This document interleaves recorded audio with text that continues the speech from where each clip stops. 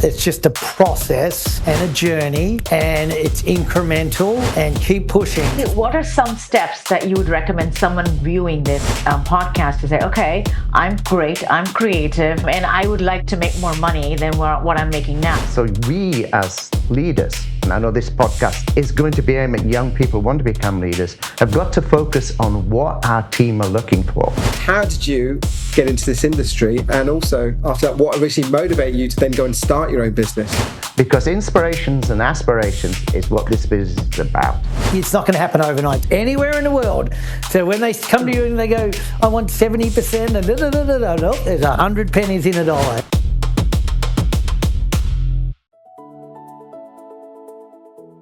Really excited, for our first Passion and Profit podcast to be having Rodney Cutler on board. Rodney is the Australian-born celebrity hairstylist, educator, and founder of Cutler Salon. I am so privileged to introduce Reginald Lasts, my dear friend for more than 2 decades, and an international respected hairdresser, educator, salon leader, and a passionate advocate for the power of human connection. So Rodney, how did you get into this industry? And also, after that, what originally motivated you to then go and start your own business? So growing up in Australia, didn't wake up, at a young age thinking I wanted to be a hairdresser, sort of fell into it. Was very obsessed with sports, Australian football. I played at a pretty good level. And then went and got a haircut in a salon in South Hero, which was one of the prominent areas. And believe it or not, it was the actual smell of the salon that captured me. I remember walking and going like, wow, this is amazing. And then I thought, what am I going to do? And so then I thought, you know what, I'm going to give it a shot. So it wasn't an early dream. And then as, being somebody who's committed, once I get involved, I was like, I'm going to give this a shot. And then not knowing anything about the world of hairdressing, this is in 1983. That's where I sort of just started it took shape. And then, but once I leaned in on it, I became pretty obsessed about it. Had no idea I was going to own a salon, had no idea about going to New York. And but that's where it all started, And I will say the one thing about hairdressing is that there's so many doors. I didn't see this big path, but I would open one door and that would lead into the next room and then you'd see another door. And so it was very incremental for me. It wasn't a big dream from the beginning. Yeah, that's really cool. I mean, we'll get more into that depth of the career journey, because that's not obvious to even, I think, today to a lot of people, that there is actually a career journey you can embark on. But a big question following up from that, what was that smell that got you hooked? They had a shampoo, it doesn't even exist anymore. It was called Amino, I think. And it just had this beautiful smell. And I, being in a locker room with a football team, it was generally not beautiful smell. So maybe it was that. But it's actually interesting what captures you. There's, it could be a room, it could be someone's smile, it was a bottle of shampoo. Who knew? Yeah, well, I know a lot of hairdressers back in the day. What captured the most wasn't the smell, but it was the look of the young girls around. Right. A lot of hairdressing. Yeah. No, but and it's funny. I remember years later that product doesn't exist. It was in Australia, but I would smell that and it would connect me back to that first experience, in the salon. So. Reg, over to you on that one. What got you into the career? Was it a smell? Was it something else? No, it was none of that. So what happened was, in England, predominantly we do apprenticeships. And I was an engineer in the army. I went to pick my girlfriend up from the salon. I walked in. She was not ready. As all hairdressers, we always run late for our friends and family. And so I went and sat down, and this chap was educating her, came up and explained how to do a haircut, showed a section. And she started, and I could see she wasn't getting it right. So I walked over and stood behind her and explained with the hands, no, this is the angle he's looking for. Hold your hand like this to balance each other out.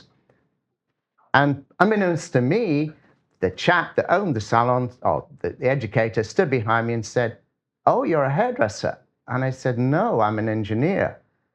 And he said, well, you should get into hairdressing. And I said, oh, no, I'm an engineer. I'm going to be really car racing or something like that. He said, well, what sort of car do you drive? I said, to the window, showed him my car. I said, that's my car over there. And he had this big ass Rolls Royce, which was pretty convertible, pretty good looking car. And I said, maybe there is a lot of money in this business. So it got my attention. And so I was too old to do an apprenticeship. It's only 20, but in England, that's too old, really. So I went to beauty school, and then the story began. That's the first for me hearing that from an engineer. That's amazing. Yeah. By the way, Reg, that's a true salon owner from day one who literally walks in and takes over the haircut. I love that. I've heard it a couple of times before. I'm not sure if you remember G. When I was in beauty school, I had an instructor who would say, most of us men find that their way into the beauty industry because we want to look good for a girl, or we want to go find a chick, cool enough hanging around the salon or getting her hair done, or we go behind the hairstylists who are looking cool. So it was always one of those things that he said. So it reminds me of that. Yeah, I think it's interesting too. When I went home and told my mother I was going to be a hairdresser, there was no champagne popped. It was like, "What are you doing?" And I remember there was a beauty school teacher we did the apprenticeship as well, and they were saying in that day, this is the time where hairdressing is accepted, and yes, no, as an industry, but now it really is. So it's quite amazing. Like when I started in '83, it was like, oh my God, what are you doing? This is going to lead nowhere. And it's really changed over 40 years. It's incredible. I had a similar experience. I went home and said to my father, "So, Dad, I'm going to be a hairdresser." He said, "Oh, okay. That's a bit of a sidetrack from an engineer." And he said, "So are you going to open a barber shop?" I said, "No, Dad, I'm going to do ladies' hair." He looked at me, he went quiet and said, "Have you got anything else to tell me, son?" I had a similar experience with my mother. Yeah. And then all my friends who were like, "Why are you doing this?" And then they saw all the cute ladies is what we have to say now, is it? Girls, I feel. And they're like, wow, maybe we should change. Fortunately, it's really come a long way, the industry, which is amazing. It is. Yeah, that's interesting, because I know, like, switching back to what you're saying, but now it's accepted. Like when me and Rup have been also in the Indian industry quite, for a decade plus, but it's only now in the last, I don't know, 7, 8 years that it's an accepted profession. But so forget the 80s or 90s, even 2000s. It's only very recently that being a hairdresser is okay, and then the parents and society think, okay, that's okay to have, that's a correct career in itself. Yeah, and looking at, I was at Redken Symposium all weekend in Vegas, and so in our day, you worked in a hair salon, and then the successful hairdressers who wanted to go a little further would become educators for manufacturers, and then you could be a salon owner, and then there was this world of editorial we call, which is fashion and magazine work, and now that you've got the next thing is the influencer world, the TikTok hairdressers who are really, I watched some fabulous hairdressers on the weekend at Redken Symposium who are doing this great stuff on social media. So it's, you can charge $10, you can charge $1,000, you can do it in a tin shed, you can do it on Fifth Avenue. What's great about the industry is it's so diverse in the opportunities, which is amazing, But I did feel a little old when I was there. I'm like, damn, these kids are young, but it's great. It keeps you young, right? It's amazing, Great. All credit goes to creative minds like you guys who've been putting out good work for decades, creating that branding and the aspiration to want to be one like you. So that matters. Yeah, and the good thing is that's what I gave a talk the other day, and it was like the craft, like that hasn't changed. So we think about it, whether you're presenting it on TikTok or Insta or wherever it is, the quality of work, the craft, that's non-negotiable. If you can't do that, you're not going to be able to get away with it for a sustainable amount of time anyway. So I was with Jokin last night. So Jokin Roos, which I think you two know as well, like Rodney and Reg. So he's in Mumbai at the moment, but he was saying the same thing, because there's a question from different salon owners about what's the impact of tech and AI and etc.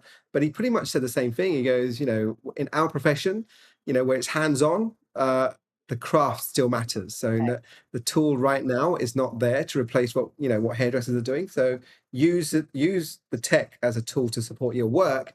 It's not going to do your work right now. And if you don't have strong foundations in the craft, you're going to struggle no matter how good the tech is. I think that it's still valid. And even with the kind of where the world's going, I think it's a really valid point about you've got to have really strong foundations in your craft. Yeah, like the industry's been really disrupted, even with the booth rentals and the chair rentals, and you can do it anywhere. And I feel like it's swinging back, because if you don't have that foundations, and where do we get that? We get it through community-based hair salons, right? You're working alongside someone, just like how Reg started out, where he's watching somebody, pick up sections and whether they're doing it right or wrong. So I think the disruption was kind of healthy in a way, but it also makes us sort of get more grounded about, like, AI cannot cut hair for us at this point. So you've got to learn your craft. So I think it's been a good disruption, but it's also a reality check that you can't cheat it. You've got to be able to do great work day in and day out.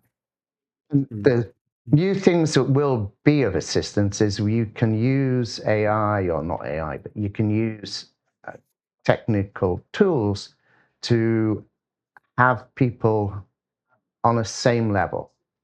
And that's what probably our Rockstar program we're working with is going to focus on, is fundamentals, but so you get the same quality, that you don't have this variable, that when you watch certain people, their ability to, their artistic creativity is there, but then you see them struggle when they try to do certain fundamental things.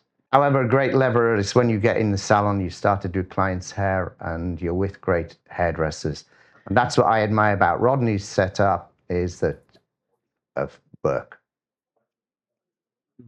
Yeah, no, it's the marketing. We're not a marketing company. We're a craft-driven brand that wants to push our work out there. And I was talking about them when I started Cutler. If we were going to compete in New York City, we had to get into the media, right? So at that point, it was 98 to 2000. The supermodel was coming off the covers. It was all about celebrities.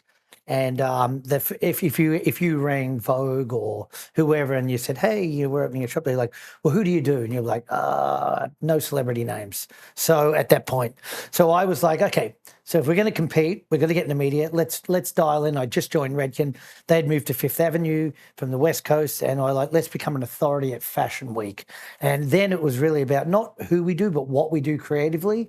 And twice a year we'll have a new creative story, depending on spring, fall, and then that would be a great recruitment tool for hairdressers. It was sort of a backstage pass to the Fashion Week, and then it would be great in terms of like clients and people would write about us. So that became sort of our that's the lane we said. And the other thing is that we stuck to it. We didn't just shift. And at the time, Fashion Week was not that big, but then what we saw was that who was coming to Fashion Week? Celebrities were coming front of house. And then over time, editors wanted to know what we were talking about, what our creative journey was. And we sort of picked that lane, and to this day we've become an authority. So yes, the marketing, like Reg just said, it's really important. You've got to get the word out. How do you do it? Know your city. Doesn't matter where you are. Pick a lane, understand that local market. But also at the end of the day, you've got to be amazing at doing hair. And I think that's why we've been relevant for 26 years, is that the continued training, like Reg was just talking about Rockstar, that cannot go away. And the reality of owning a hair salon is you're going to have people who move on, you're going to have walkouts, you're going to have times where it gets tough, but having that continuous pipeline of talent coming through makes us creatively innovative and progressive, and it also makes you sustainable in terms of the business model as well. So that was kind of our hook, and it worked. And to this day, Fashion Week's been great. So and that's where we've become an authority. So our backgrounds are not dissimilar, but we started out in London at first. So when we were in London, that was our route. And what we did was we were doing front covers of Vogue and Elle and those type of magazines. At the same time, we were educational. So we were doing Salon International, Alternative Hair Show, all that type of thing. But when I come to America, I felt there was this space, and there's Sassoons and Tony and Guy here with their schools, but not so big. And I felt there's this gap in the market to train people. And I heard a great quote the other day. It's like getting on a train, and it is a train. And when you keep training, you're in the business. When you get off the train, you're out of the business. So it doesn't matter how old you are. And this was my friends in Intercoiffure down in Atlanta. We all had a meeting down there. And they were saying, oh, what's your catch thing? And I said, training. And that is it. The training from the fundamentals all the way through. Annie Humphreys, a good acquaintance of mine, said, Reg, it's like having a conveyor belt. And people are going to walk out, people are going to leave, and with us, people are going to get poached. However, if you've got training and you've got people coming through, you will always have a team. And that's what I've always stuck with. That was early days. We've always trained from the root up, but never stop. Yeah. Yeah. No, I think that's spot on. Actually, I had a friend, Oscar Cullen in Australia, who would say, what happens if you train people and they leave you? And you're like, what happens if you don't train them and they stay? Good one. They say, yeah. Yeah. Yeah. It's so true, right? And if you rely on the manufacturers, which are great, Redken, great at having that support and having people like you around, and they have their own programs. However, we are into cut, color, and communication. They're not so much into communication, they're starting much more, but we are equally focused on each one. And then for us, the difference lies, if your training is in a systematic way, then you are always on a career journey. Not a path, because paths go like that. Journeys go like that. And I don't know about your journey, Rodney, but mine, it was up, it was across. My business partner that started the company in England with me, we had 10 salons there, London, all of that. He died, and I was lost for a while. So my career flattened out. So we say to students, we say to our apprentices, we say to our team, don't expect to just be on an upward trajectory. If the education is there, you will head in that direction, but you will have things along the way, roadblocks. And it's that skill. I would rather have a hairdresser that has challenges early on, because the ones that don't, they're going to hit a roadblock, and then they're not going to know how to get over it. And that's the biggest thing, is knowing how to get over roadblocks and growing from the experience. Learning, okay, I did that. When that happened, next time I'm not going to do that. I'm going to do this. Well, being a creative person and managing a business, there are two different sides of us, the right and left brain, I call it. It's a constant war between your instincts and your spreadsheets. How did that work out for you? How did you manage that? That's it to Rodney. One for Rodney. Yeah. So back to even your intercoiffure thing and those moments, like someone was asking me the other day in that talk, what's the hardest challenge? And when you're an owner, it's lonely. It can be, and I can't imagine what you went through when you lost your business partner. So that loneliness when you're suddenly like, oh my God, can I make payroll this week? Where are we going to recruit? All these things that are happening every single day. So I think the connectivity piece of it is really, for me, some people do it alone and they're good, fine with it. I've always wanted to, I have lots of partners, and even when you mentioned about intercoiffure, to me, those things, or Redken for me, that connectivity and that community is really, really important and powerful. And whether it's having a core group at the salon, because I remember one year early on, I was really struggling. I'd come back from, my wife's Puerto Rican, and we'd go to Puerto Rico at Christmas time. I'd always come back and go, how am I going to do this again this year? And I remember I felt like people, I don't know, we were a little lost, and I'm like, I need to get a real core. And if it's 2 people in our company, then it's 2, and we'll build it to 3. And that centered me. And that was that moment where I'm like, we've got to build a core. And I know who's involved, who wants to build, to your point about the journey of this. I don't know where it's going to go. I have no idea. And once I centered that, then it started to build incrementally. So, and the numbers, like everyone, I'm terrible at spelling. I'm pretty good with numbers. We all have our strengths. Obviously, I'm not good with ops, right? I'm all over the place. But you got to know what you don't know, and you've got to surround yourself with just support who can do it, and it's okay not to know everything as a leader. I think that's critical. And but the one thing I did learn from Robert Finkelstein, a good friend of mine, there's only 100 pennies in a dollar anywhere in the world. So when they come to you and they go, I want 70%, no, there's 100 pennies in a dollar. Everyone tries, but then there isn't, but that's it. Fact. So that was one of the first rules I learned. That's it. If I remember, there's 100 pennies in a dollar. And then work from there. So, look, I think business is creative. I find it really creative. Vicky was saying about being an accountant. You may not have found it, but I find that it's really interesting managing a very exciting, industry with hair and beauty and how to make it work. Because, if you go out of business, it ain't going to be fun, and you're not going to get to do what you love. So I think it's important to really understand as best you can, and using your strengths and weaknesses to understand that side of it. I personally enjoy the business side of it. I agree with you, Rodney. Yeah, that's pretty. I find leadership is very creative. I find it's that looking for that area which is going to be fresh to our industry, focusing on it, and then for us, crossing the brands. And just like you, we have partners. In fact, the original name in London was Partners. And that was because I didn't want to, no disrespect to them, because I have nothing but admiration for them. Sassoon, Vidal, as it was, Trevor Sorbet, God rest his soul, and Tony and Guy, of course, God rest Tony's soul, and Guy. And I didn't want that. And my business partner didn't want that. We wanted it so the team could own the salon. Not financially, all of them, but so they had a say in it. And so we were very focused. I spent a lot of time in Oxford. I lived there for a while. I'd lived in Bath and then lived in Oxford. And I was able to go to lots of lectures. And the current trend at the time was about inclusivity. And so I focused on the team and the inclusivity and growing that. And then I said, we need to call it Partners. And then I said, okay, let's take it one step further. As we grow, let's bring a partner in. And so that was the philosophy, like you.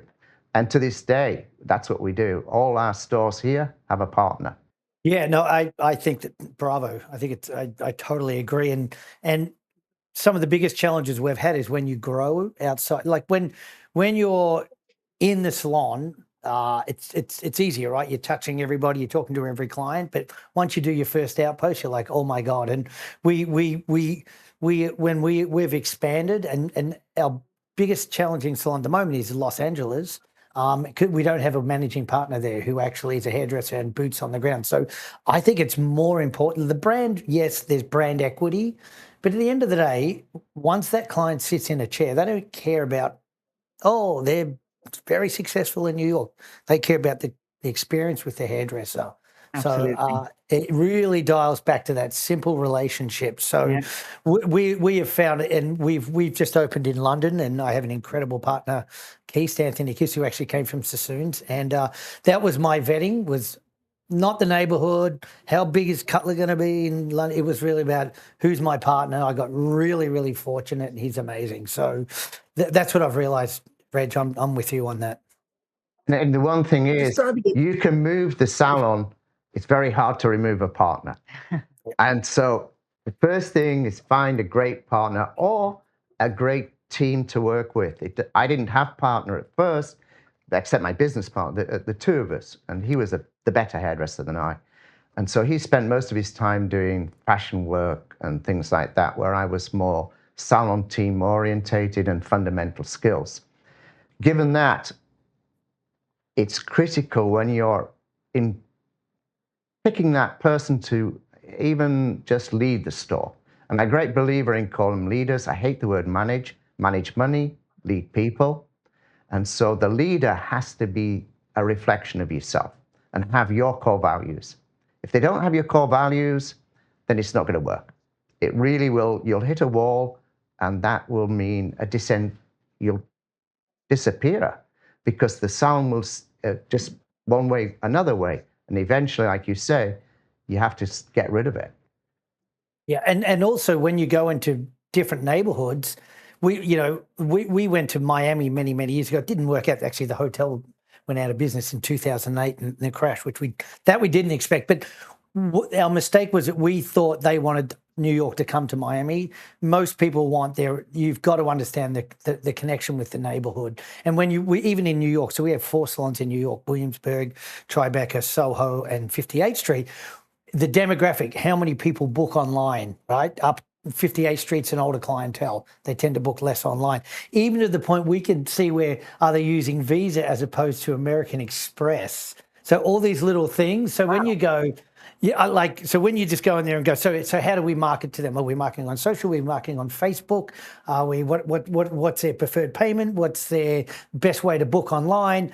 What kind of hair do they want? Who's the best type of hairdresser to service them, right? And so we've learnt that by not just going, let's just ram Cutler down their throat and from Soho, and no, we don't want that. We want you to connect with our neighborhood. And I think that's probably the biggest lesson I've learned when expansion. Reg, you've done it a lot more than me, and you said 10 shops. So I should have called you first before I did it.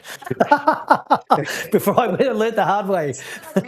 We should tell everybody else that our connection is through a dear friend of ours, Lynn, who is special to both of us, and he started out with us, and now he's in New York, so he's with Rodney, and so we're very similar in disposition and our needs from our team, and you have to have expectations. If you don't have expectations, then the salon doesn't have expectations. But once you've clarified the expectations, it's that team bonding that's going to matter. And I'm not saying it just because I feel it's the right words to say. If you come to one of our salons, you will see it. And each one, I agree with you. In my view, a salon has a culture. That's PR partners. Then it has a vibe. And that vibe is what that neighborhood is. So where my salons are around DC, they all have different vibes. So you go in, we don't change the decor that much, a little bit, but not that much. But the music's different. The way the people dress is different. The way that people approach you is going to be a little bit different. It's going to be polite. It's going to be service orientated. However, it will be different. So really go in and understand your customer base and their sentiment in the neighborhood that your salon is in. That's a great tip. That's a really great tip. Yeah, and credit to you with Lynn. Lynn, I've known Lynn for many years, and he started with you, and that's a great example of developing someone who's started in the salon, now is just a legend in the fashion world, on campaigns, fashion shows. But the most impressive thing is that he's so grateful to you whenever I talk to him, and respectful, and that's what you want. You want, you want your staff to sort of live their dreams, go for it. But the fact that he still has just such respect for where he came from is just, you raised him well. Well done, Reg. It's that symbiotic relationship through Lynn and to you that I tell everybody that you are just a hairdresser's hairdresser, that you're a super person. And I was trying to explain to people into coiffure, because I was saying, I'm doing this podcast on Tuesday with Rodney. They go, how is he? I said, he is such a caring person. And that to me is the first thing that makes a good leader. If you're caring, you've got to know things. And I always believe a brand is unique, it's consistent, that has to be, and it's evolving. But as the leader, it has to be caring. Because if you don't care, you're not leading a team. And you're not going to. And by the way, now you know what hairdresser like. We just run. We don't even give you the chance to ask questions. We're just jumping over the top. That's lesson number 1 when you're a hairdresser, right? So I apologise. And you. One of the questions to build on that, because you're touching on really important stuff around from the hairdresser, being a hairdresser to being business people, and obviously you've been in the game a while now, so it's quite natural the way you're mixing the passion, the creativity, and the business. But for many hairdressers, right, who they're the creative bit, so they've got the creative side of the brain, but being and that's the essence of our podcast, from passion to profit. Yes. how long did it take you to figure out like how to go from like being creative and wanting to be a hairdresser and being passionate about that to being like, I've got to make this business work, and that's very different. Running a business is a very different skill set, and some of it can be pretty hard for the creative folks because you're like having to deal with the HR, the people, the money, the accountant, and all that, and that can kill the creativity for a lot of folks. So how did you, and I'll go to Reg, well, go to Rodney first and go to Reg. How did you get that balance, and how long? What mistakes did you make along the way to get to that balance? The whole starving artist thing is like, it drives me nuts a little bit. Like, you can be creative and be successful. I remember I met John Paul Gaultier, and I used to work with somebody who worked very closely with him, like really understand business. They're really creative, and you can only be creative and create great things if you actually got your act together. So there's the business side of that. My responsibility as a leader is to make sure that we have a financially viable company that keeps the lights on, creates a nice environment, does all these cool things that are great for the staff. So we have a responsibility to that. And even whether it's models like who are really organized, you don't have to be the smartest in the room. But this whole thing about, I'm just a star, I'm just an artist, like, okay, that's fine. But there's nothing wrong with being financially secure and earning a better living to live a better life and do what you love. That's the key to, like, Vic, you said that about, not wanting to be an accountant, and now you're still in business, but doing something that's fun. And then the other part of that is hairdressers, they have a business within the business. So it's really important, again, they may not be an expert, but even setting up like their 401k early on, I didn't do all this stuff. I wasn't raised like that. But like I talk to them, say like, set up a 401k, even if you change companies, that'll go with you, have some structure so you have financial comfort anyway, So, and I see it, these kids, their biggest stresses and living in New York City or Los Angeles or whatever is, how can they afford to live here? I love what I do, but I just can't afford to do it, And it's a lot of times people will leave because of that, and that's disheartening, and that's reality. So the more we can guide them and help them, I think it's important, and they will appreciate that. I think the young kids. What are some steps that you would recommend someone viewing this podcast to say, okay, I'm great, I'm creative, and I would like to make more money than what I'm making now. What would you say to do right away? Can I jump in on that? So I feel that what we have done in the hairdressing industry is great. And like Rodney said, we've gone a long journey. However, the part that we haven't done is educated young people coming in on how it's a career. And you need to have a career that has a plan to it, to say, I'm starting here, and keep reviewing the plan and keep developing.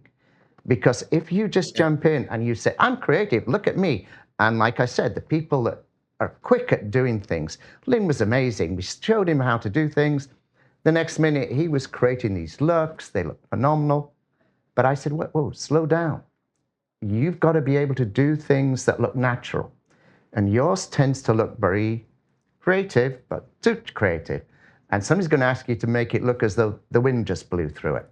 So let's look at different ways of different things. And before you set off on a journey to New York and try that very difficult journey of becoming a editorial artist.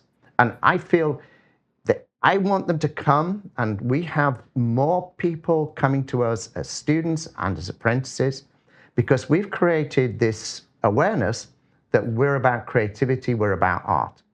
However, art, as I say, you can either be like Picasso, or you can be like Van Gogh. Van Gogh, poor, mentally disturbed, cuts his ear off. Picasso, he's living in the Mediterranean. He has all these, every year he gets a younger wife, and he's living, I'm not suggesting that. However, he had a great life, a phenomenal life. However, go to his museum in Paris.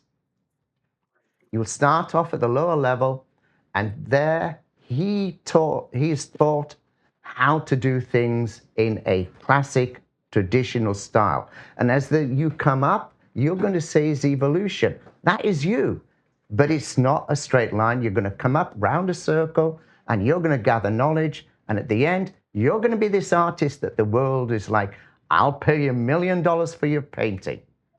But that's what you should be looking for, to be maybe not get $1 million for a haircut, but to get a higher level ticket, so that then you became able to afford a lifestyle.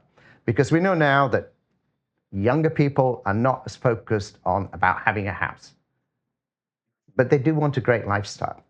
So we as leaders, and I know this podcast is going to be aimed at young people who want to become leaders, have got to focus on what our team are looking for.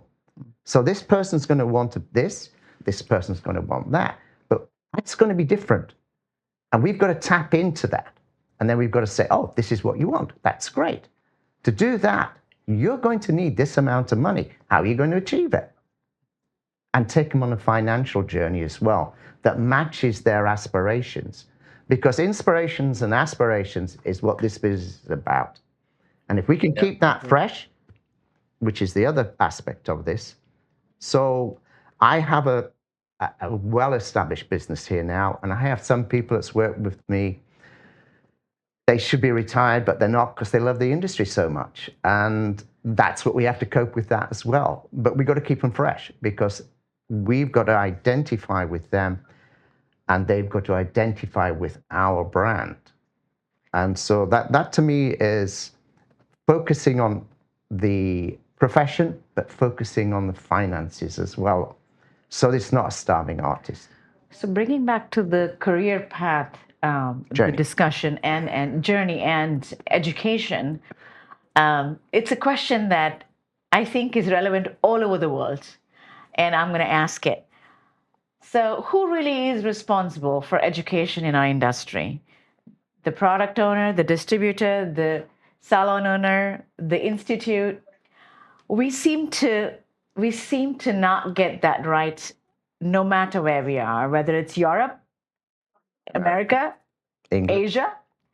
So what do you guys think? You've been through all of that journey. It's Rodney's turn. Yeah, I think it's all parties. First of all, it starts with the student or the stylist. I think it's the salon, and we have a very strong internal assistant program. So I think we have 30 stylists, 30 assistants. We have 3 cutting classes a week and 3 color. Everyone goes to 1 a week. So it's very intense, and you train for about 2 years. And I think it's about identifying with the salon when they come in and say, what are you looking for? Like Reg just said, as a leader, we had a girl who's just bought her own apartment, right? And she's so excited. She's a young colorist. She's incrementally, and I think that's a critical thing here, is it takes time.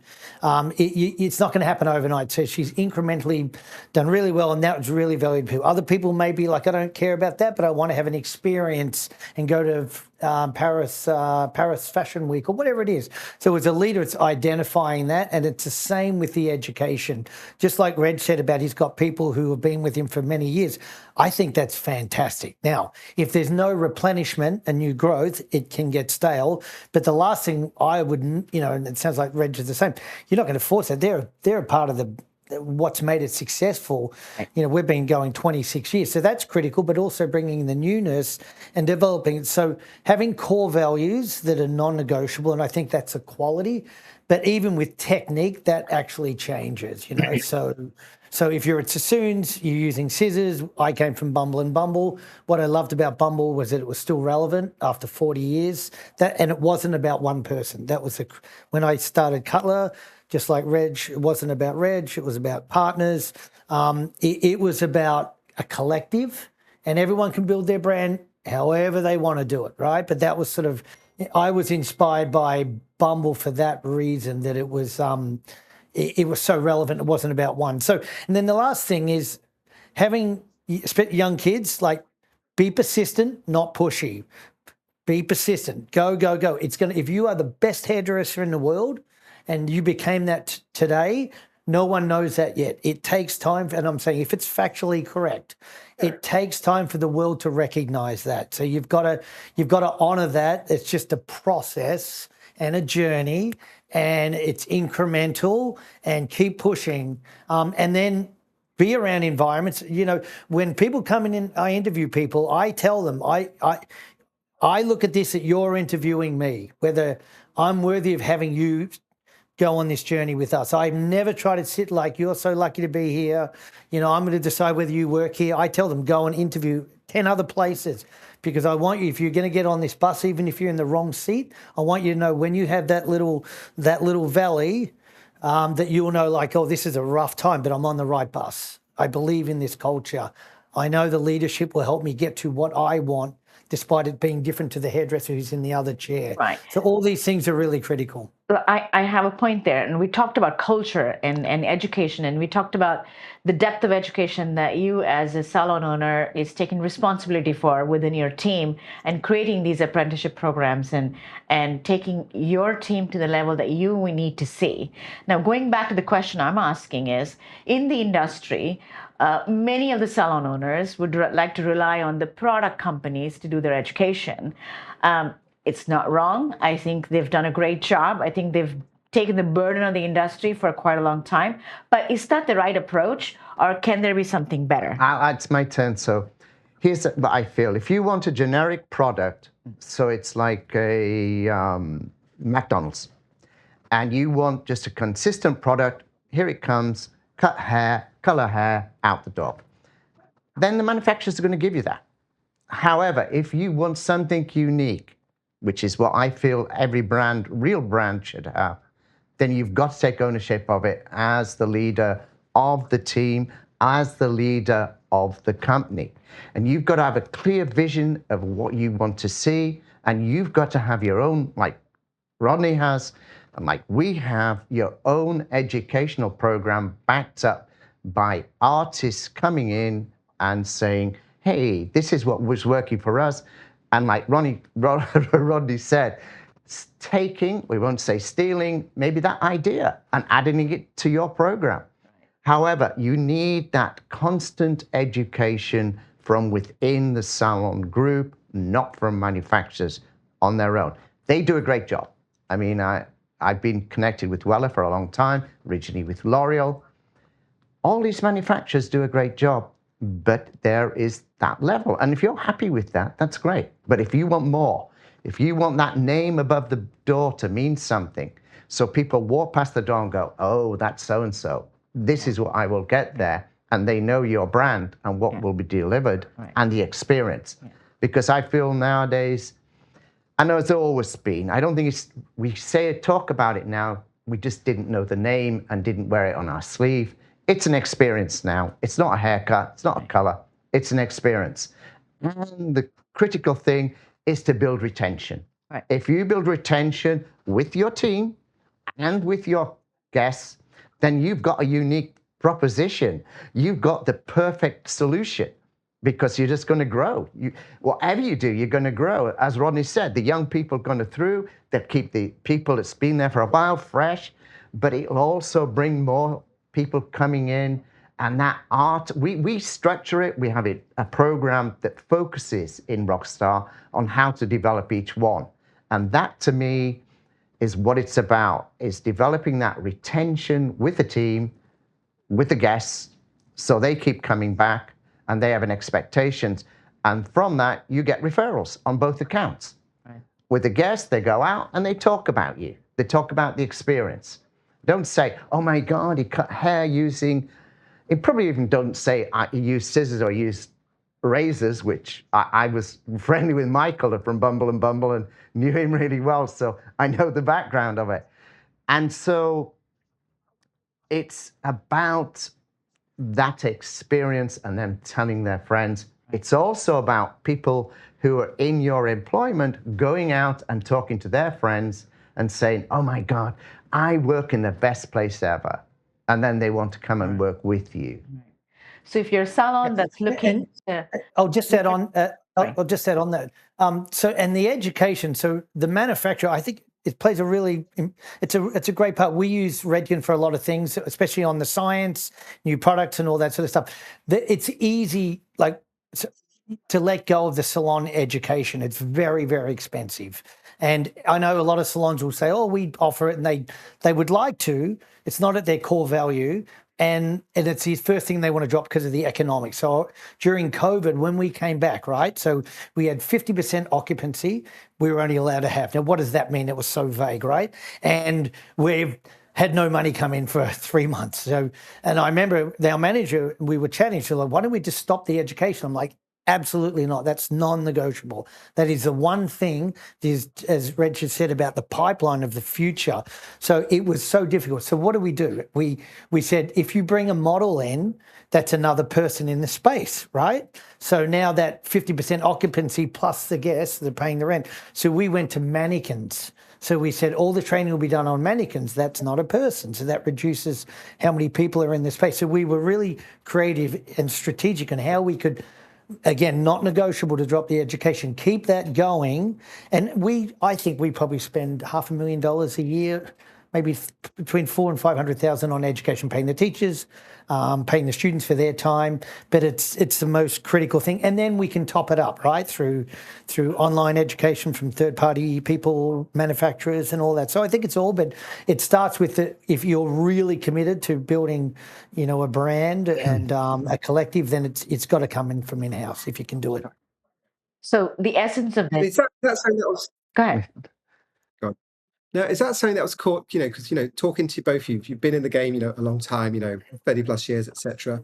So obviously where you are today and where you were when you started, would be very different. But is that just, when you talk about, your passion for, the education, your passion for looking after your team, is that something that these are just values that, these are just inherent values that you've grown up with? Or is it stuff you've had to learn over time to look at, right, because going from an individual to being a leader, and what kind of leader to be is actually quite a tough journey. And I know when I set up this business, it took me about 3 years to figure out what kind of leader I wanted to be, because I had all these role models growing up and being managed by people, and I kept ticking off, oh, I don't want to be like that. I don't want to be like that. I should be like this, and should I, and the old school thing, should we be tough and dictatorial? It took me a few years to find my own vibe of being the kind of leader that I wanted to be. So that was much more natural.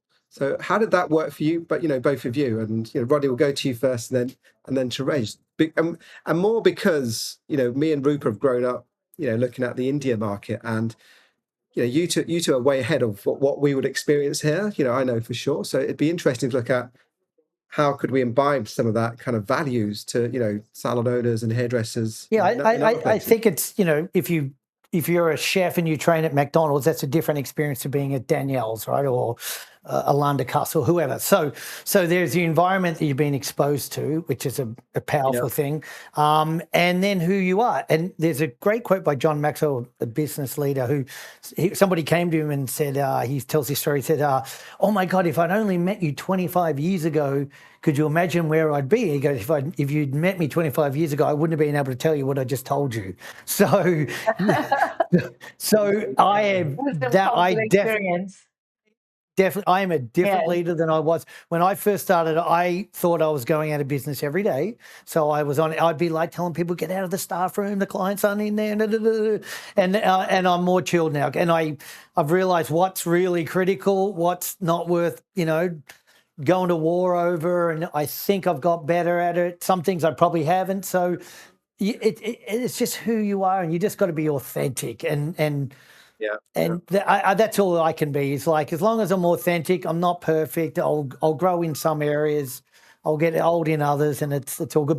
But the environment where we trained, I think, has especially the craft thing. I wouldn't, especially about what the craft is, and also it was normal that you have an education program. That was kind of normal. The other quick thing on that is when you create education within. So the students benefit because it's in-house, but the teachers went from being a hairdresser to being a teacher within your organization. So you've actually developed an evolutional plan within, a journey. So I think that's really important too, right.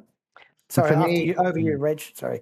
It's okay. So for me, I feel that I hear what you're talking about. Young people come to me all the time when I'm with Intercoiffure, because there's younger people from them. How can I be a leader? What can I do?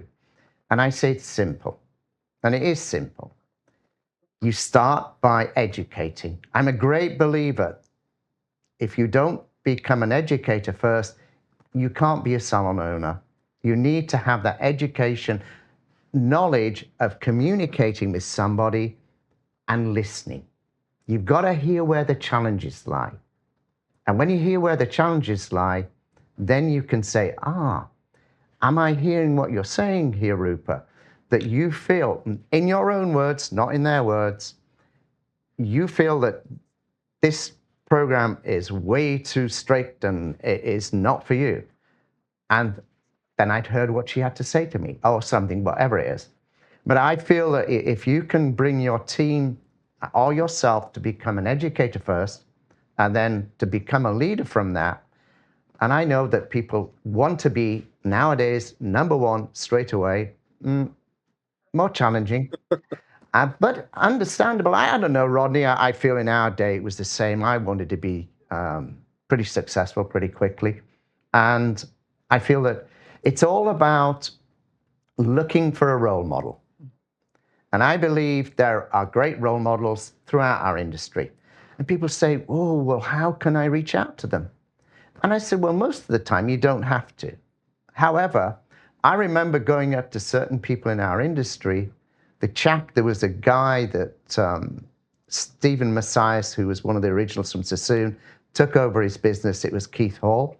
And I went to him. I didn't know him. I just called him up and said, I'm stuck and I'm an aspirational business leader. I've got one salon. How do you do this? He said, how you do this? You get on a train, you come and see me, and I'll share it with you. And ever since, I was lucky. I did share the story with Vic. I had 10 salons and a club, more like a dance club. And my friend had a much bigger club. They did all the acts, which was great for us because we got to do all these people's hair. And what it was he got to sell it, and he sold to Richard Branson. So Richard Branson used to come. So I just used to walk up to Richard Branson and say, excuse me, if you've got a moment, can I ask you a question? And I've never been told no. And they've always answered me, maybe not always in depth. And they maybe said, well, can you come back at a more convenient time? Yes, and I will. And that's that persistency in yourself to follow through on what your role model is. And it's not what the role model is now. That's not of interest to you. It's that role model when they first started out. What were you starting to do in the first stage of your growth? What did you do to get to 2 salons, 10 salons, wherever you want to be?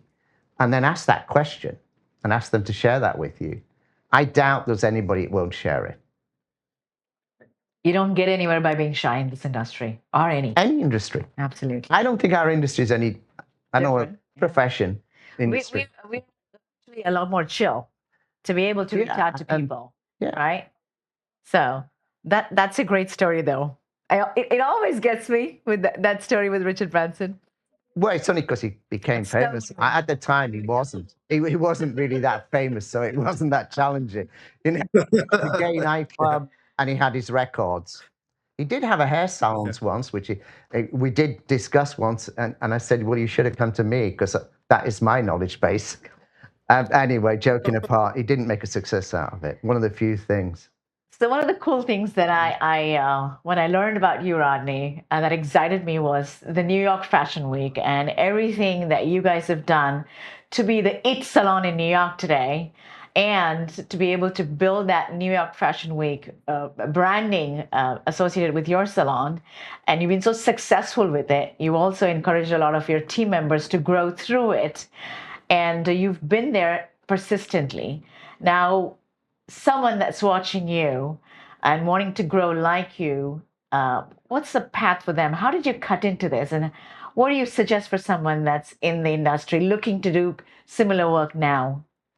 Well, like Reg just said, you reach out to people. These kids they can call us, and we have people come and work on our shows and assist, and they might hold pins, and 5 years later they're leading a show. So it's incremental, and it's all just relationship based. And what we didn't, when we first started, we didn't ring Gucci. We rang small designers, and we're like, hey, we'd love to support you. The thing about Fashion Week is interesting. Like, we're there purely to make the collections look amazing. That's it. It's not a hair show.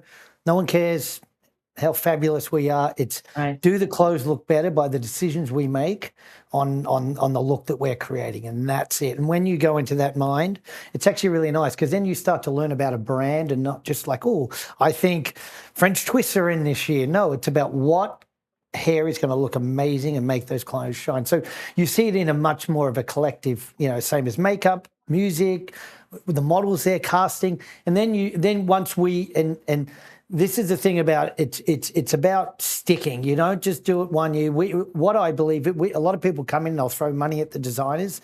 I find we deal with the disruption. I'm in it for the long haul. I'm not going away. So you can bet I'm going to be there next year, and the next year we might lose a show because of the finance. We don't pay to do shows. I always say I'll work for free, but I'm not paying to go to work. That's my limit. I'm not always looking for a return on investment. For me, it's like a creative opportunity. There's a financial opportunity, and there's a connectivity opportunity. And so I'm happy to jump in for any reason, and we've been there forever. So we do about 20 shows a season, and it's amazing. And when you see, to this day, like when that last model walks, you get tingles. Like it's pretty special when you see them walk, and we're backstage and we're watching the monitors, and you're like, oh my God, the hair's a little too dry. Let's add a little bit more shine for the next model, and then you've got the consistency. That's the hard thing, is that for many years, every look was the same. Now it's becoming, they tend to cast for, if somebody's got a big, cool afro, then we go with it. If they're wearing braids or they've got this great little short hair. So you we're definitely in an era where we're celebrating every individuality. But I have to say, it's an amazing experience. Still to this day, it's mind-blowing. How has that impacted your brand and your bottom line, being able to do all of these cool things at time? Well, so all roads, lead to the same thing, right? Having a viable business, right? So at the end of the day, everything we do is about everyday people coming into our salons and having a great experience, right? And so that's it. So whether I've done we were in Enchanted, the movie, we've done hundreds of TV shows, lots of fashion shows, all these things lead back to the salon, in my belief. And so for us, it was becoming an authority. So the media would be curious about what we're doing. Like, we're doing a summer story on how to avoid frizzy hair. Oh, hang on, let's call Cutler because they were backstage. So that was it, and then it became a great recruiting tool. We don't poach people. I would never ring somebody who works at another salon ever and say, come and join us. So we train within. Some people do come and join us. So that was a big part of that. So it created a point of difference. And like with Reg, if you're in DC or you're in London, or you find that what can you do that sort of gives you a little bit of a competitive edge, whether you're doing the local news anchor or there's whatever it is, it's not about you have to be in New York or Paris. There's something in every community that sets you apart and gives you. And by the way, so back to the hairdresser, so most hairdressers don't think about money first. They want experiences, right? So a lot of they want to be financially viable, secure, of course. But most of our hairdressers are going, I want to experience something that I can't get somewhere else. So we at Cutler, really, that's an important part of our DNA, So you'd expect, you suggest a hairdresser to start locally, work with local designers, put your work out, and see if you can, earn some gigs and then move forward from there. And it's not changed from our London days. Don't expect to be paid. And be humble, because for my way of looking at it, you've got to find a hairdresser, or you've got to find a company like Rodney's who's prepared to let you go along. If you go along, don't expect to do anything more than pass pins. Don't expect to be blow drying, finishing, and be humble, because guess what? There's a lead artist, be it Lynn or someone like that, who's going to come along and change it. Not dramatically, but they're going to change it to what they look, because their name goes on what's going out. Rodney Cutler's name goes on what's going out. So Rodney Cutler can't say, your work wasn't good enough afterwards. No, he's got to correct it, because his name's on that catwalk. His name's on that photo shoot. His name's on everything you do. So you've got to be humble and expect to be adjusted. Yeah, I think the return on investment, like when people start going like, that's fine. Like there are times where you get paid really well. And there are times where you're just doing something to learn. And the Fashion Week thing is interesting. At the end of the day, it's all fundamental. It's like, can you do a perfect ponytail? Can you do a beautiful chignon? Can you do a beautiful blow dry? So when they go, what do I need to practice? I'm like, simple, technique. And I'll tell you one of the quick stories. Like, I've done so many things for free. I do it all the time. I'm happy to do it. I don't even think about it. And could be a waste of time. It could be great. And I got a call in 2010. I think it was August. My kids were young. We were at the pool. They were finally not mad at me. It's a summer day. And I said, I get a call like, can you come in and Emma Watson needs a haircut. And she'd used one of our stylists before and she'd just flown in from London, just wrapped up Deathly Hallows, at 2. And I was like, it was so easy. I mean, this is an extreme example, but I feel like all the little things that I did, like were nothing. And then I go, boys, get out of the pool. They're like, you suck, Dad. And then I'm like, I gotta go to work. So I said, I'll be there in 2 hours. So I go there and I didn't know much about Emma and I gave her a pixie haircut, right? So, and I think it got haircut of the decade or whatever. It was incredible. Oh, fantastic. We traveled with her for Lancome and she did the all the Lancome, the fragrance and it was amazing. For 2 years, it was just an absolutely incredible. So before that phone call, right, I could have just gone, I mean, that's an extreme example, but I felt like there's so many times where I did things that were just like, okay, didn't work out or whatever, and that's cool. And I feel like that moment was like, oh, I got this phone call out of nowhere and like, wow, you know what I mean? And she, she looked amazing with her pixie. So you just never know that. And then it might even be, I can tell you hundreds of times where I did something for someone, and then 5 years later, that person's now a producer on a TV show, and they were the junior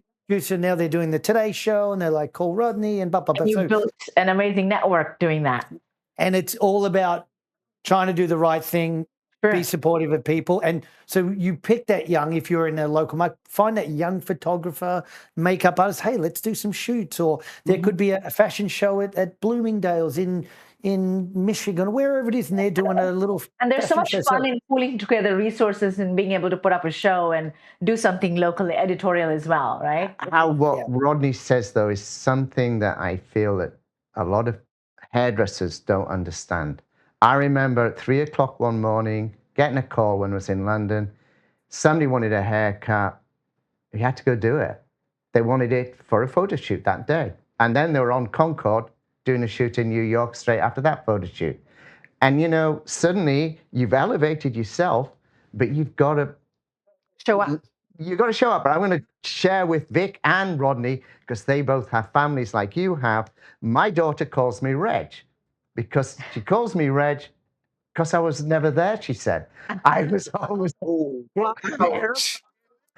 And if people say, you're lucky you work with, because she runs our company, so they say, oh, you're lucky you work with your dad. Dad? I don't have a dad. So my point to is, you've got to give a lot.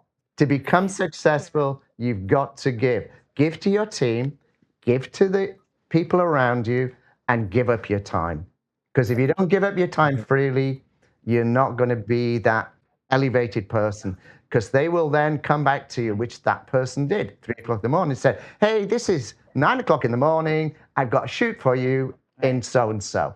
And stay humble. Absolutely. I mean, that's the thing. Look at the man. Right. Here he is, just flown back in from, Las Vegas, doing the Redken Symposium. And here he is doing this podcast for us today. Of course. I mean, yeah, I'll just add a little one on that. Like Lynn is a perfect example of that. And honestly, when I have young hairdressers like, oh, it's really hard. And I'm like, with all due respect, we're not shoveling coal in a Polish coal mine. Like, no, like this is, and if you don't enjoy being around people, don't go and work with Wig. I don't know. I don't want to apologize anymore. Like, and Lynn, to me, like I'll ring Lynn. I'll be like, hey, we have this thing and could be a waste of time. I don't know what it is. He'll be like, I want to do it. Absolutely. And then recently, I had I had somebody else. It was a campaign for a manufacturer I won't mention, and there was like real money on the table. I'm like, Len, finally, I got you something. You get what you deserve. And he was like, oh, I don't care either way. He's just like that's it. He just gets it. And he'll do stuff because it's building relationships. I hope Lynn's watching this. Gives me so happy. But if you really don't like it, if it's a grind, that much of a grind, even doing client, then don't do it. Don't be a hairdresser. Just go do something else. Go be an accountant. Well said. Yeah, both of you. It's really great what you're saying because there's been so many times when I remember, for example, a few years ago when I was trying to educate the local market about the British Hairdressing Awards in London, and then and about doing competitions and doing collections, and so many hairdressers turned around and just said, well, "What's the ROI? What's in it for me? And how much do we get paid?" And I'm like, "Well, none of that. Yeah. It's none of that. Like if you do it, you do it. And you do it for the love of it and for your creativity. But it's great because even still after running successful businesses like you guys have, you've still got that creative passion and wanting to contribute, and you realize serendipity happens at whenever it's going to happen, right? And the magic happens whenever it's going to happen, but you're not doing it always strategically looking at, I'm doing this because quid pro quo, but you're throwing magic out there, and one day, from whatever direction it's going to come from, it's going to come back to you. But we have both the gentlemen here that have turned all of that artistic ability into profitable, scalable businesses. That's the whole point, right? In the beginning, if you're able to do what you need to do, be there, show up, do what's required, stay humble, and keep your eyes open and ears open, listen, and do the work, I think.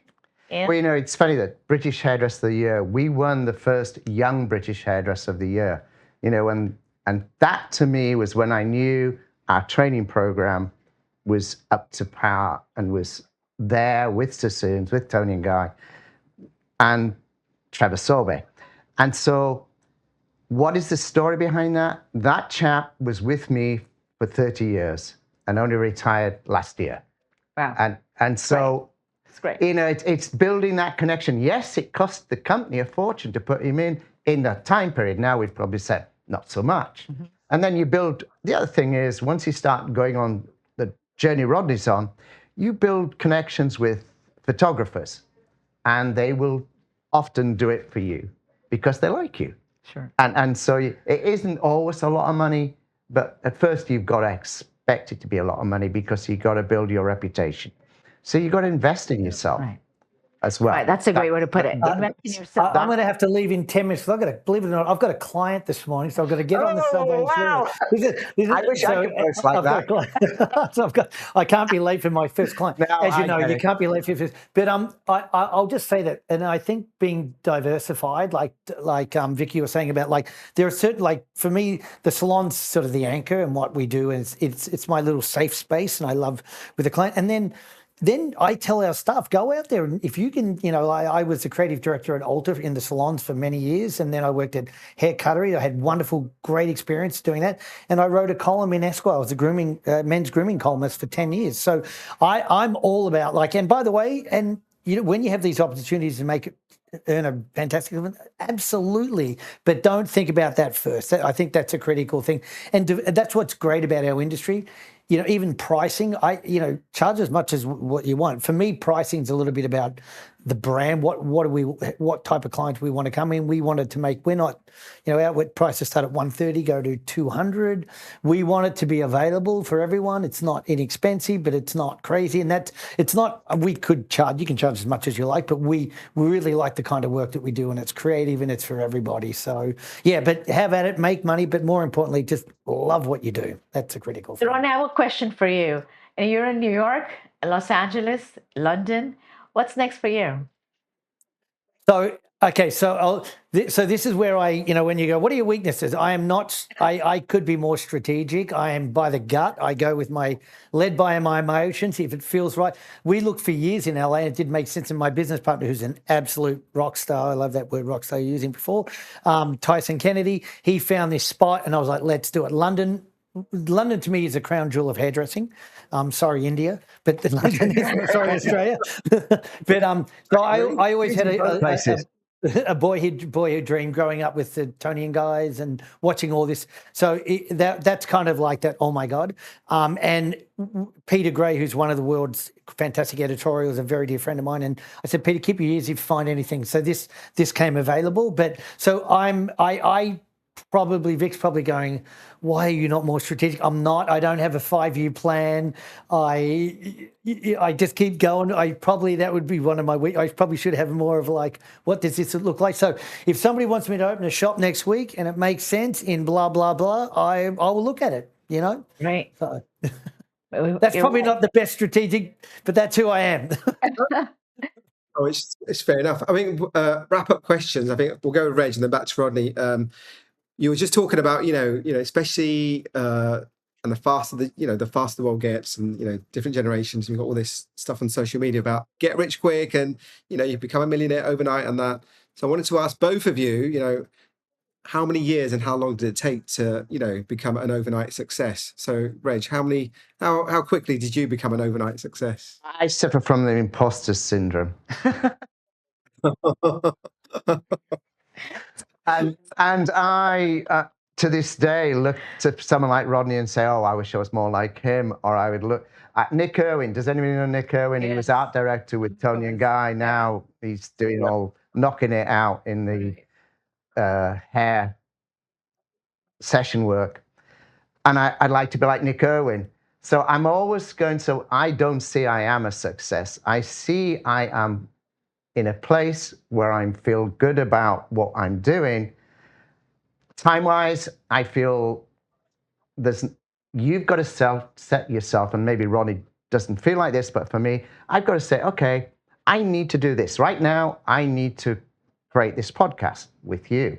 The next thing is I've got to do a project where we have education, where we can do it through a telephone, because that's where all the kids are. So that's what we got to do. That's my next one. And so then when I get to that place, I'll say, oh, that's great. Success is maybe not on the tip of my tongue. So did I not answer? You did it. So just assume that you are successful. Like, we're going to tell you are successful. So how many years did it take to get there? Journey from my first success, I really feel, was when I came together with my business partner, and in Bath, the best salon we've had to this day. So it was probably about 10 years, and we opened it. It's on 4 levels: a barber shop, a hair salon, beauty salon, and then a training area. Cool. And so that was right in the center of Bath. Even though we opened in London and did other things, that was when I first hit it, and that was probably 10 years. Okay. My first thing. Yeah, so it's a little similar in I get where Reg is coming. I had a client, Ken Oretsky, and I remember he was a very successful restaurateur. He was a manager of the 21 Club, which was iconic in New York, and then he had Platoon and a couple of very successful restaurants. And he was always so confident and smart, and I was like, Ken, and I'm guessing he was in his 60s when I spoke to him. I go, Ken, when was that day when you went, and you felt like you had a cigar and you sat back in the chair? When did that come? And he goes, I'll let you know. I was like, oh, no. So I was like, all right, this is a journey. So I get, when you talk about the imposter syndrome, it's like, I think that's what makes that entrepreneur, that you're never quite satisfied, right? Yes, so, sure. But that's what's kind of the thing that you would have stopped 5 years ago because you were satisfied. If you're satisfied, it's all connected. But there, I remember once we were in Puerto Rico, and we were sitting by the pool. I was talking to some lady, and where are you from? New York. And what do you do, hairdresser? And said, oh, I have a salon called Cutler. And she's like, and I was like, no one knows it. And she was like, oh, I've heard of it. I know it. And I was like, I wanted to hug her. I was like, oh. And to this day, when I walk in on a Saturday, and I actually cut hair 6 days a week at the moment. I don't know why, but I love it. And wow. Still just after COVID, I was like, and but I will look in the salon and say, we do, we'll do 140, 50 clients on a Saturday in Soho. And I look around, I'm like, all these people chose to come to us on this day. And today we've got 110 clients on the books on a Tuesday. And wow, they could have gone anywhere. Could have gone to Frederick Guy, Bumble and Bumble, all these fantastic salons, and or the ran the corner little one, and I'm like, holy moly, that is pretty cool. So that's where I like that. Like, it's more like, look what we built. This is unbelievable. And I say that to the kids, and when they're kicking up about, the coffee sucks, I'm like, look what we built. Like, I can't believe it. So I have those moments where I'm like, oh my God, we built something in New York and around the world that we should feel really proud of. So I have moments where I actually feel really grateful and really proud about what we're doing. But I'll let you know when I get there. The gratitude mindset, that's really amazing that at this level of success you're able to go back and relate to how you feel gratitude about even the littlest things that you see happening in a day-to-day basis in your space, and that's incredible. I think that's an important step in life, no matter who you are, whether you're an entrepreneur, a stylist, or any part of journey. Being able to have that gratitude for what's happening with you, for what you're able to look forward to on a daily basis, it's a great thing to have, great attribute to have, I think. Well, we're hairdressers, right? So that's how we see it. Yeah. This has been a great podcast. I've really enjoyed it. I hope people get good takeaways. I'm a great believer in takeaways. Don't look at the whole thing. Just go through it and say, hey, that's a good idea, and take it away and do something with it. Don't take away and say it's a good takeaway. Do something with it. Actions speak louder than word. There's Rodney to this day doing the haircuts that each one will be perfection. So take something from it, if it's that, and do it. And then say to yourself, I've done really great, because I'm a great believer in celebrations. Yeah, agreed. Yeah. Thank you for your time. This was amazing. Yeah, thank you for your time, Rodney. Thank you so much. Yeah, thank you both, Rodney and Reg, for being, the first guests that, we've got on the Passion to Profit podcast. So it's something that me and Ruth have been working on for many months, and really excited to be having, two of the best around, to inaugurate. Something that was very important to Wick was that he wanted to, portray the challenges that an entrepreneur goes through on a daily basis, and the mesmerizing entrepreneurial, the facade that most people see, the success, all of the great things that you show off, versus what's really in the grinds, and wanted to capture the essence of that with people who've been successful and make it look so easy, right? If it's not so easy for you, maybe it's not so easy for everybody else, and that is a little hopeful and encouraging. So that was something that he was prioritizing on. And one of the things that I felt about was, we listen to a lot of people, we go to a lot of classes, we do a lot of motivational stuff. There are so many podcasts within our industry itself, but the 1 hour that someone spends with us, is there something cool that we can give them that they can take away next day, and to be able to implement just what Reg just said? And if we could come together on something like that, and be able to have guests like you come in and give the kind of quality in tips and tools and whatever it is that we were able to get out of you guys today, I think it's a privilege. Well, I have one request. I'll have one request, Vic. I'd love to see a podcast on why you go from an industry where there's more economic probably upside, and you come to our industry, and I find most people who do that, and even Reg from engineering, they love it. So there is something unique. So I in the future, I won't be on, but I will be watching, tuning, because I want to hear that transition, why people would get it, because I think that would be fascinating for people as well. So we will do that. I've got some stories on that as well. But I think we've got to let Rodney run, because yes, don't be late for clients. I'll be late. Yeah. Thank you so much. Reg will fire me if I was late for my client. He'll fire me. So no, I don't believe in anything like that. But I do come from the era of that. That is true. Right? I'm with you. Thanks for your time. Ciao. Bye bye. See you, mate. Bye. All right. Bye.